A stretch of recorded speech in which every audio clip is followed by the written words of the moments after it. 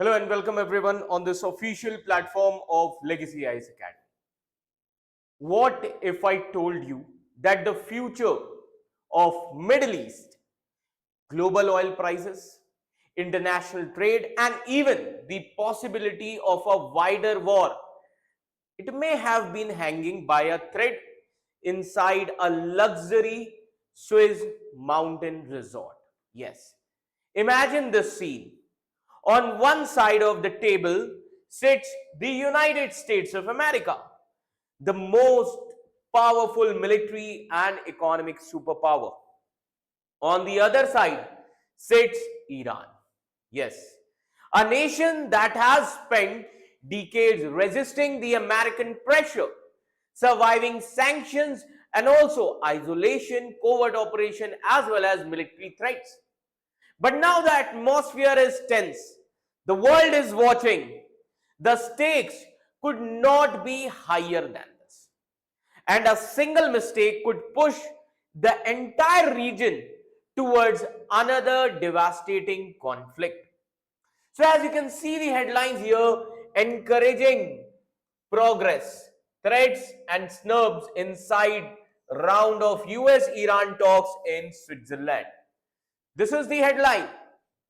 A single breakthrough could reshape the future of West Asia, but then something unexpected happens. And what was that? While the diplomatic talks are trying to build the peace inside the negotiating rooms, threats began flying from outside it. Now, what was that? The President of United States of America warns Iran, and Iran firebacks. Delegates, they threaten to walk out. A carefully planned handshake never happens. A diplomatic photo op turned into a political drama. And suddenly, the question facing the world is no longer whether America and Iran, they can make peace or not. Now, the question becomes, are these talks beginning of a historic breakthrough, or merely a calm before an even bigger storm? Why was the Strait of Hormuz at the center of the discussion? Why is Lebanon becoming a crucial battleground in these negotiations? So what exactly did Iran gain from the talks?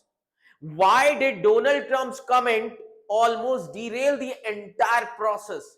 And why did Iranian delegation dramatically walks away at the very end? So today, what we are going to discuss, today we will decode every twist, every hidden message, every strategic calculation and every geopolitical convergence as well as consequence of the first round of US-Iran talks in Switzerland. Because what happened in those mountains is not just about America and Iran, it could determine the future of global energy, Middle Eastern stability, and also international diplomacy itself. So stay with me till the end, because this story is far bigger than a simple peace negotiation.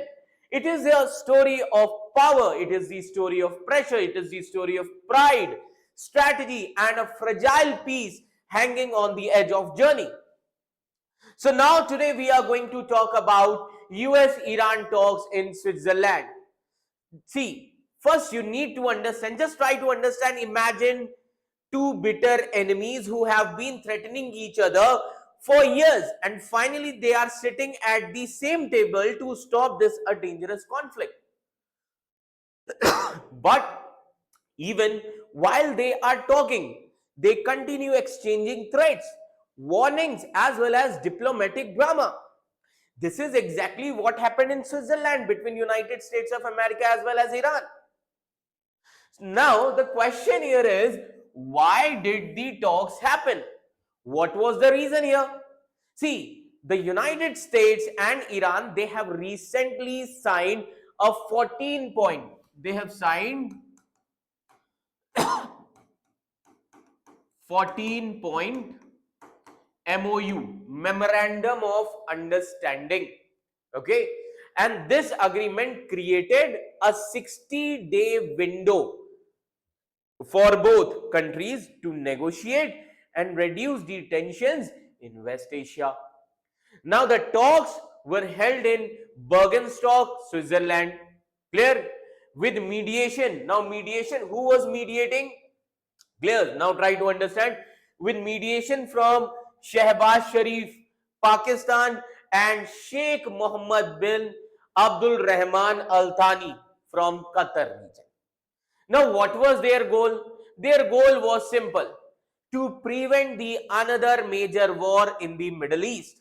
Now, the question here is, who was present in these talks? See, from the team of United States, J.D. Vance was there, Steve Witkoff was there, and Jared Kushner was there. Now, from the side of Iran, Mohammad Bagher Galdiv, है ना, Galibaf, sorry, Galbaf was there, है ना, Mohammad Bagher Galbaf was there, and then Abbas, है ना, his full name was Abbas Argachi. Clear? These two people were there from the side of Iran. ठीक है? Now the question here is, what did they discuss? Okay, what did they discuss? Just think of the negotiations as three major files lying on the table. Now that means there were three major files on the table. First file was based on which you can say which event or area. First file, file number 1 is related to Lebanon crisis. It was related to Lebanon crisis. Fine. Okay. Now the US and Iran, they have actually discussed how to stop fighting in Lebanon. And for that, they have created a special mechanism called as deconfliction cell. Clear? They have created one special mechanism called as deconfliction cell, which was agreed upon. So they have created for Lebanon called as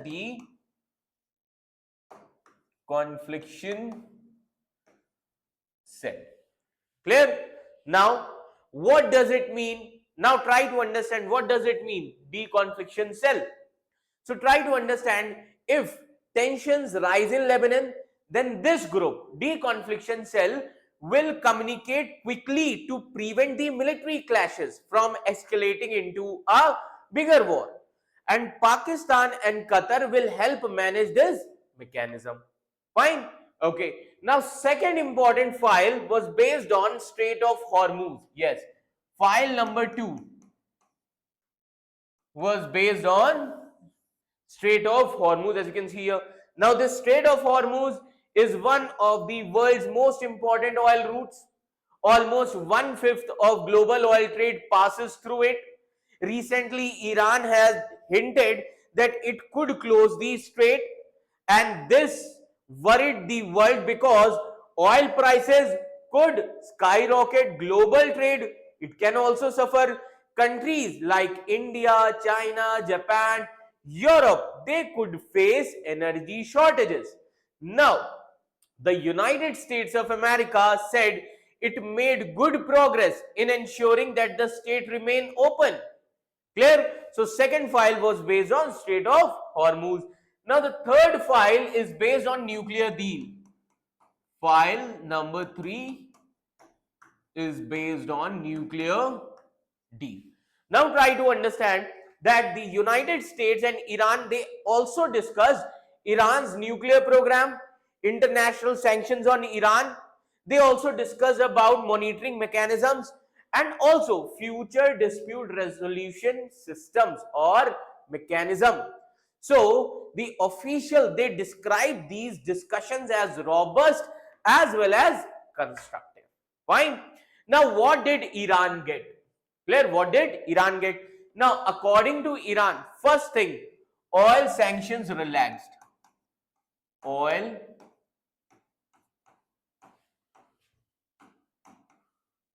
sanctions relaxed. Fine. Now, there were some restrictions on Iranian oil exports were waived. Fine. Second, this could also allow Iran to earn more revenue. अगर sanctions relax हो जाएंगे तो Iran can also earn more revenue. Second, frozen assets released. Frozen assets released. This is also important. Some Iranian money that had been frozen abroad was reportedly unlocked. Then third, reconstruction plan. Reconstruction plan. Now what was there? See, Iran has actually announced a major reconstruction and development program. Fine. Now what will be the bigger result? Clear? What will be the biggest result of this thing? The biggest result is a new high level committee was created. This is the most important achievement of day one. This is the most important achievement of day one. Remember this thing, day one. You know, that means they have created the high level committee. Clear? Just think it like this. It is like a board of directors supervising the peace process. Board of directors ka group hai. They are going to supervise the peace process. Now, its job will be to monitor negotiations. Second, oversee implementation. Third, resolve disputes. Fourth, they also guide technical teams. And this whole committee also approved a roadmap whose aim at reaching a final agreement within 60 days. Clear? That is why this high level committee was created. But after this, then the drama comes. Now this drama, when the negotiations were progressing, United States of America President Donald Trump, he actually made a strong public threat. And what was that threat? He warned Iran that if Hezbollah created problems in Lebanon, then United States of America could strike Iran again. That was the statement of Trump. And if Iran tried to close the Strait of Hormuz, there would be severe consequences. So try to understand, he reportedly said, if they don't, we will hit Iran very hard again. That was the statement of Trump. Because of this, Iran became angry. So what was the reason? Why was Iran angry? See, they have signed MOU. Clear?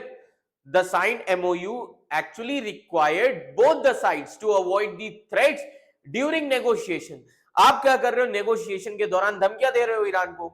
Iran felt Trump's comment violated the understanding. That is why, as a result, we can say Iranian officials, they protested, they considered walking out. Tensions inside the talks increased dramatically, and Iranian negotiator Mohammad Baghar, that Galbaf, clear, he also responded that our armed forces are ready to respond. Agar US strike karega, hum bhi tayar hai. So we can say Iran signaled that it would not be intimidated by the American threats. कि हम डरने वाले नहीं हैं. समझ में आ रहा है? Because of this, you will see that the walkout happens. So after the negotiations ended, a joint photo session and handshakes were planned. Normally, such photos are like diplomatic symbols, which actually showed progress, but Iran refused. Instead, Iranian delegation, they left the room, they skipped the handshake, they skipped the group photograph also. Clear? So the move was widely seen as a protest against the Trump's remark.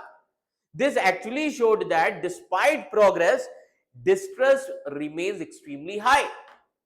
Now after this, another diplomatic moment took place. So after this only, then a video came, on the news channel, where Qatar's Prime Minister greeting Pakistan Prime Minister warmly while appearing to pass by JD Vance without a similar greeting. So many people on social media, they call it as a diplomatic snub, but no official government confirmed that it was intentional. So it remains the speculation. Fine. Now the question here is, what happens next? Although there was a drama, the talks did not collapse. Instead, technical teams will continue discussions, the high level committee will supervise the process, and also the work will continue on nuclear issues, sanctions, as well as Lebanon ceasefire mechanism and Strait of Hormuz security also. Clear? So the aim of negotiation to reach a final agreement within 60 days. Now the question here is, why does this matter to the world? This is the most important question. Why does this matter to the world? See, if the talks succeed, Middle East tensions could decrease. Oil prices could remain stable. Shipping through the Strait of Hormuz could stay open. A larger regional war, it may be avoided. But if the talks fail, then what can happen? US-Iran tensions could explode again. Lebanon could become another battlefield. Oil markets could face major shocks. And global economic uncertainty could also increase. Clear? So overall, if you see this issue, round one of the US-Iran-Switzerland talks, it has produced real progress on nuclear issues, sanctions, Lebanon, as well as Strait of Hormuz. But President Donald Trump, his threat and Iran's dramatic walkout, it actually showed that peace remains fragile. And the next 60 days will determine whether diplomacy win over conflict or not. So this was the whole issue. So see, as the light dimmed over the Swiss mountains and the delegations began leaving the conference hall, the world was left with more questions than the answers. Yes, of course, there was a progress. Yes, committees were also formed. Yes, technical teams will continue talking, but beneath the official statements and diplomatic language, it lies much a deeper reality. The United States and Iran still do not trust each other. One side speaks of peace while issuing warnings. The other speaks of cooperation while preparing for confrontation. That is why these negotiations are so, you can say, fascinating. This is not merely a discussion about sanctions, nuclear program, Lebanon, or you can say Strait of Hormuz. It is a test of whether diplomacy can survive in the age of threats or not.